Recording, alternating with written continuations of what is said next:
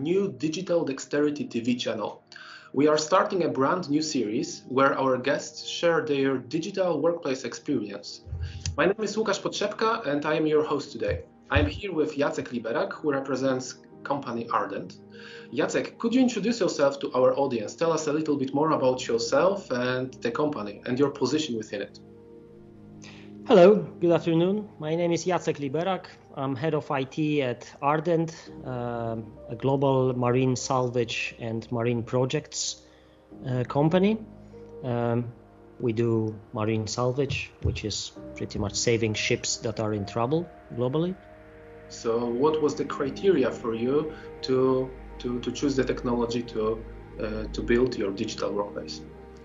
It is important to stress that we have offices present on 6 continents, and we work in very remote areas on site, as remote as middle of the ocean. So that's what IT Dev and us, we chose Office 365. We are a project-based company, so we had people coming and going, contractors or third parties with whom we had to share, for instance, whole SharePoint libraries and with very sensitive documents. Speaking of sensitive documents, you have European Union implemented the GDPR rules, which pretty much imposed on us structure of our IT that had to be compliant with the new regulations. And again, we didn't have to do that much as Office 365 Compliance Center and its functionalities arising from E5 licenses. They helped really a lot. We had to do audits. We had to review all our users' permissions across the whole workspace, and we were able to do this using the Compliance Center. And it was also it's also very important for handling our cases, our projects. This is also where Office 365 tools cater for our needs perfectly.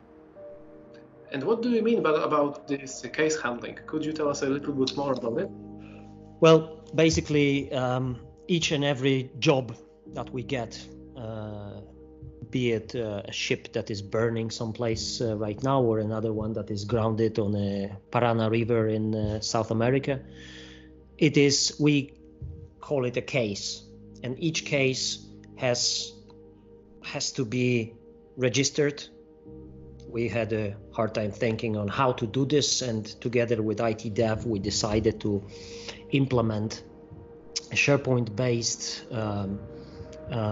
case numbers list, as we call it, which is basically a register of each and every case of case sites. So there are SharePoint sites that have certain predefined fields that are used globally by our salvage crew, because we work 24/7 when operation is ongoing someplace. Then different people in different locations often take over operations, so they need to look and see exactly what it is that their colleagues are working on, and case sites fulfill this requirement. Moreover, there are predefined SharePoint libraries on these sites, also built by IT Dev for us, that are often shared with externals, with third parties, with local Coast Guard or local governments. So this is basically, cases are at the core of our business. So this whole case numbers list and case site collection has also inbuilt number of processes, approval process of granting access to external members. And in the end of the day, it is also very important to store all the information that is on the case site, all the information that is in the case library. It has to be stored for a number of years. And this is where the compliance comes in handy as well. And how did you achieve this requirement and fulfill it to store the data and retain it for so many years after the case is closed or the site is possibly deleted? Well, we actually did have a number of real